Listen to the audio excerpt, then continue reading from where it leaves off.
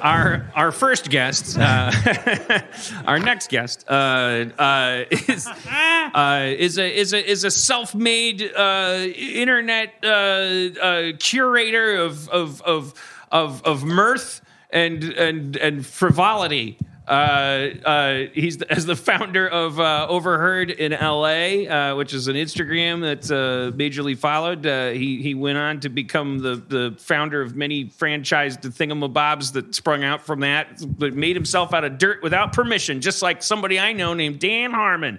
Please welcome the Dan Harmon of Instagram, Jesse Margolis.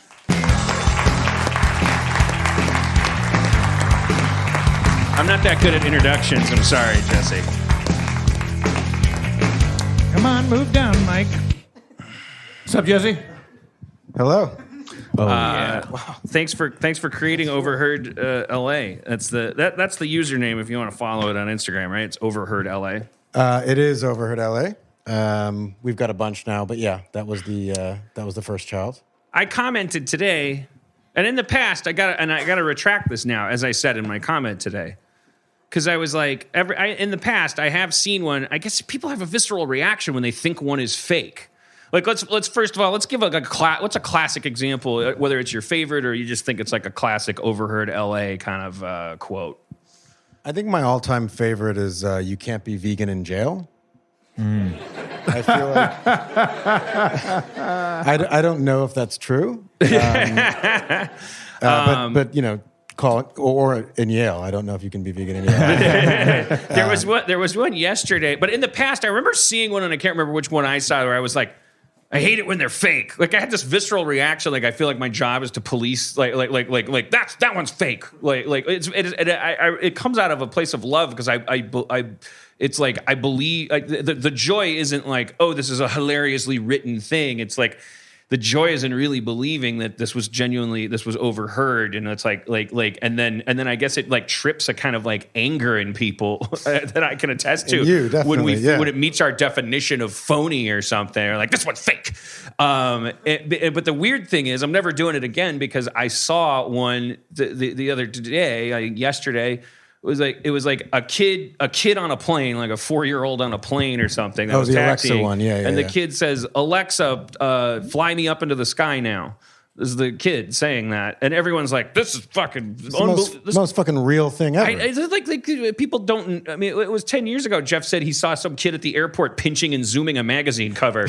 Like, of course, these larvae think that. I think I wrote, I'm just surprised the plane didn't shoot up in the air and land like a fucking lawn dart. Jesse, how are they? How is that curated? People like submit them, and then there's a team of people that select the ones that go up on the grams? There's a bipedal Jewish Instagram account sitting right here that goes through that goes through it. No, we have a team of people, but in terms of the LA account, I go through it. So we get submissions. We aren't journalists. I don't. Well, and I don't know if also, that means that's good. Yeah, I mean, well, you can't, because sometimes there was another recent one, for instance, where it was how you have I'm like obsessed with your show, and you have like the canon of a fucking meme account. It's unbelievable. There was one where there was like a guest talking to a host at a restaurant, and then people were like, that was a really mean thing to say or something like that. And then this will happen a lot, like in the comments, a person who was involved with the quote, which doesn't surprise me because that's probably a person that submitted or whatever. Yeah. And they go like, oh, that was me actually. And the host was my friend, and they were kind of razzing me. But it was like, oh, and then someone overheard it, and it's like, so it's both true, but at the same time, it wasn't like a stranger like taking the shit out of a stranger, as maybe the overheard person thought. But yeah, I think it kills me because obviously when you create something, whether it's a giant television show or a podcast on stage or whatever it is, you care about it. We like to call it a snog. A snog. You care about it. So I see those comments, and it's a little frustrating because that's a sort of white box, and people look at that white box for the last couple of years, those who care enough to follow it or whatever, and hopefully they have their own moment of imagination. They know the location, they've met some douchebag like that, they've been that douchebag, whatever it is. And yeah, the internet is a place for people to get angry, and So do you have a filter that you go through, like that you apply, that you do you see things like that's probably somebody wrote that seems too good to be true or stuff like that? Or I do I don't know what the word is where you Google on Twitter, like Google. No, you search on like, so basically, Right. if anything is too good, or it's just too on point, we'll do a Google search, and I'll search on Twitter, which usually where a lot of great comedians and smart people have been, slamming away for the last 10 years, and then we'll sort of post something, and I'll do a little browse of the comments. I know sometimes we've posted stuff, and 20 minutes in, someone will be like, "That's from the Mindy Show from episode 6," and I'm like, okay. Obviously someone's had a similar experience or someone's tried to get on the account, so then we just delete it. So is there kind of on the other end of that spectrum? Are there qualities, criteria that make for a particularly LA-ish quote, or like someone's like, oh, now that's an overheard LA gem? Yeah, I mean, it's the problem with LA is it can be so magical. Like, I don't know if you're familiar with Cafe Gratitude. I'm sure you're there daily, but like, it's a restaurant you go to, and you sort of have to say this mantra while you order your like vegan slop. And they write stuff. It's a very Pete Holmes restaurant. Yeah, I think Pete Holmes loves it. The names of the foods are all kind of like I am Love worthy and or Whole something. and Sparkle Joy, but like it's very similar to Kendrick Lamar's album Damn, like Humble and Love and stuff like that. Mm-hmm. So I mean, there's specific things where it's the cocaine and the vegans, right, and the absurd. It's that blend of self-care, self-loathing, self-obsession, like all the selves. That's the LA thing. It's like people believing that. I mean, it's like the same people talking about yoga, who did ketamine last night, kind of thing. It's or Yoda, So hopefully it's something that is relatable in the worst or the best way, but isn't so tropey. I think the LA account, like the New York account, is sometimes more interesting because New York's just a more forgiving place. It's like you can imagine anything happening in New York. You can imagine someone on the street, trying to give away an espresso machine. Right. Right. Whereas in LA, you're like, no one talks to each other. No one, you're not on the street. Yeah. New York's got the built-in. There's the blue collar guys that you wouldn't even believe existed in LA. Like you could make one up in New York because it would be like, oh, excuse me, sir, where can I feed my chihuahua? And then some guy going, lady, I'm gonna eat that fucking thing. Ayo, hey, oh, I'm lifting a stained glass. I don't know. I've never been to New York. Yeah, I mean, I worked at the Humane Society of New York, and it was very similar to that. But yeah, so in some ways, LA's it's a harder account to do because you really want it to be special, and there are these tropes because they're true. Yeah, we should tell the story about the creation of this just for a second. It was like 2016. Is that the right year? Maybe ish? Yeah, it was like late 2015. You really just, as anyone might expect. I mean, you're just doing it. Doing the thing. I mean, it's some shit you overheard yourself personally. Yeah, well, it started out. I mean, I don't know if it's interesting or not, but it started off with me being pretty broke and spending a lot of time at Erewhon, which is a sort of elevated Whole Foods, sort of like daytime nightclub where they sell like $24. Sprouted, and it's nowhere backwards, man. It's not technically nowhere backwards, but it is close. Yeah, it's close. I need to see LA more. Yeah, I got to take you to Erewhon. It's really fucking terrible. But I had someone had made me an Instagram account called Thin Jewish, and this was like when Instagram was first starting, and I didn't really know, what Instagram was. I never put my face on social media.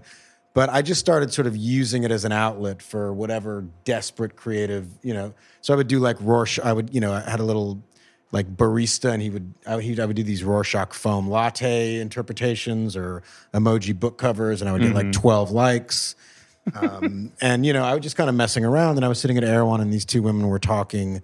And they were talking about their friend Lisa, who was just obsessed with swag, and her pipple was out of control, and they had to freeze their eggs. And I was just as we've all had that moment where you're just sitting in public and a conversation just sort of comes to you, and you just sort of just enjoy it. So I just wrote it down and posted it on my account, And you talk backstage about, I think the interesting part of this story, because then it goes from there. It's like, that's when you start to make people jealous and maybe draw some ire from the self-starters in the audience that haven't self-started yet. Because like from there, it just like, it gets popular and then you franchise it and you got like 5 employees because there's Overheard London, there's Overheard New York. And then you also do like these branded things with like Uber and what have you, like where you're actually, what I like to hear is these stories that start and within 2 years, you've got a creative person or like that is paying their rent in a brand new fucking way that never existed.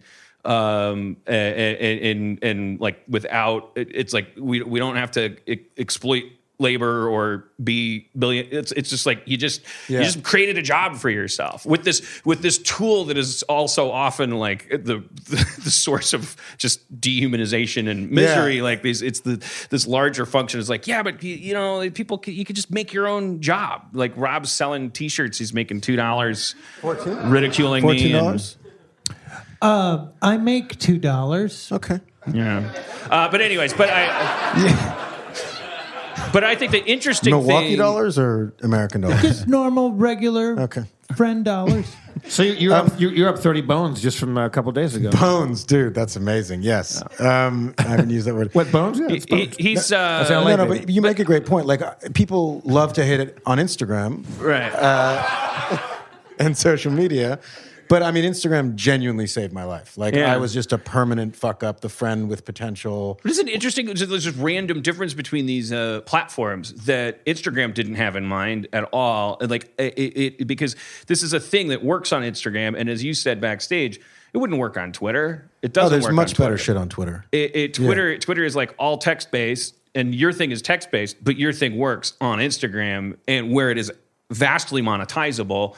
Nothing's monetizable on Twitter. It's complete. Except like the presidency. You could, if you're playing for the big bucks, you can make a lot of money on Twitter. But it's just interesting to me that also tonally, and maybe this is part of it, is that if you tweet that you overheard something, you're you're almost more of a dick than an Instagram that like curates it in a classy kind of like way that's sort of like, this is a celebration of the city. And it's like, what's fascinating to me is why that works, like what the psychological routing is. Yeah, I don't know. My theory on Instagram, because I'm like, what if we done Overheard LA? Because it's certainly not a new idea. That like the idea of anyone with a brain and a red moleskin journal that they don't use has had that moment in public where someone said something weird and they've written it down. By the way, do you want a drink? Sometimes people. I have 2 drinks a year, and it's usually with a girl. Drinker. Yeah, Okay. Yeah. But I would take like a tiny amount, like a thimble. Can we get this man a thimble? Like a D20? Like a D20. Like a D20? Nice to sneak in, try to play to the crowd. Hey, man. I grew up rolling dice, okay? It's true. We talked about it backstage. But we got deep.